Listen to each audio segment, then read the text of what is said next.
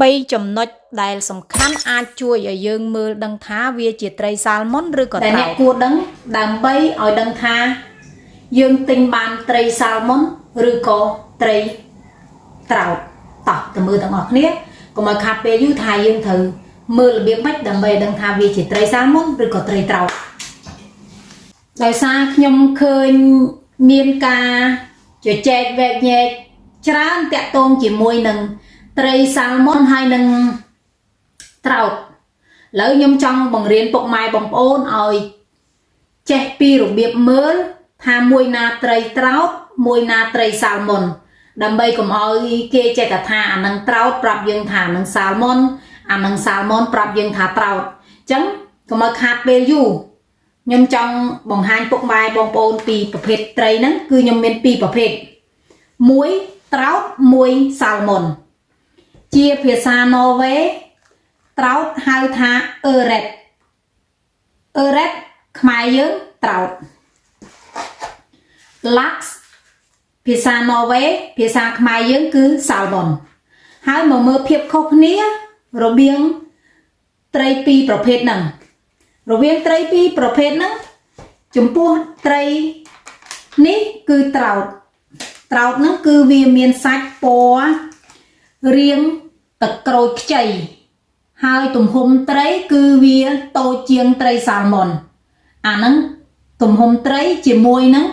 សាច់ខាងក្នុងវាពណ៌ទឹកក្រូចខ្ចីចំណែកឯត្រីសាល់ម៉ុនវិញត្រីសាល់ម៉ុនសាច់វាពណ៌កាឈូកស្រាលមើលសាច់វាទៅរាងសជាងត្រីត្រោតហើយមួយទៀតខាងក្នុងហ្នឹងគឺត្រីហ្នឹងវារាងសម្បូរខ្លាញ់ជាងត្រីសាល់ម៉ុនសម្បូរខ្លាញ់ជាងត្រោតឥឡូវយើងមើលពីរប្រភេទហ្នឹងមើលថាវាខុសគ្នាយ៉ាងម៉េចពីរប្រភេទហ្នឹងគឺខុសគ្នាចឹង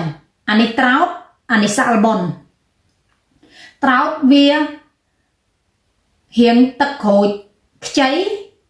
ឯសាល់ម៉ុនវិញគឺរាងកាឈូករាងសហ្នឹងហើយចំណែកឯទំហំខាងក្រៅត្រោតតូចជាងត្រីសាល់ម៉ុនយើងមើលទៅលើរូបរាងទៅលើសកាខាងក្រៅសកាវានឹងទាំងសកាវាហ្នឹងសាល់ម៉ុនវាសម្បូរទៅដោយអាចំណុចខ្មៅនៅលើខ្លួនវានឹងច្រើនតែត្រោតវិញគឺវាសម្បូរអាកុចអុចខ្មៅនឹងនៅលើ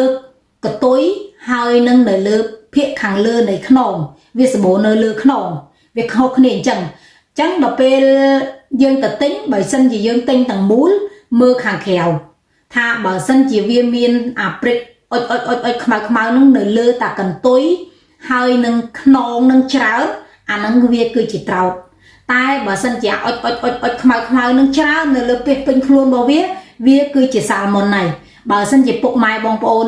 ចេះមើលប៉ុណ្ណឹងគឺគេមកប្រាប់យើងថាអានឹងសាល់ម៉ុនឬក៏ត្រោតគេអត់អាចបោកយើងបានទេមានតែយើងទេចេះមើលប៉ុណ្ណឹងគឺបោកយើងលេងបានហើយហើយញ៉ាំវាបានច្រើនគឺល្អព្រោះថាត្រោតហើយនឹងសាល់ម៉ុនទាំងពីរហ្នឹងវាល្អដូចគ្នាសម្រាប់នៅណ័រវេត្រោតលក់ដាច់ជាងតម្លៃថ្លៃជាងសាល់ម៉ុនហើយវាសម្បូរទៅដោយប្រូតេអ៊ីនដូចគ្នានិងសម្បូរទៅដោយអូមេហ្គា3អញ្ចឹងបើសិនជាយើងញ៉ាំបានច្រើនល្អតែកុំញ៉ាំឆៅបើសិនជាយើងញ៉ាំវាឆ្អិនធ្វើអីក៏ដោយឲ្យតែឆ្អិនគឺវាល្អជាងឆៅហ្នឹងហើយយើងអាចមើលបានរវាងសាច់ត្រីទាំងពីរហ្នឹង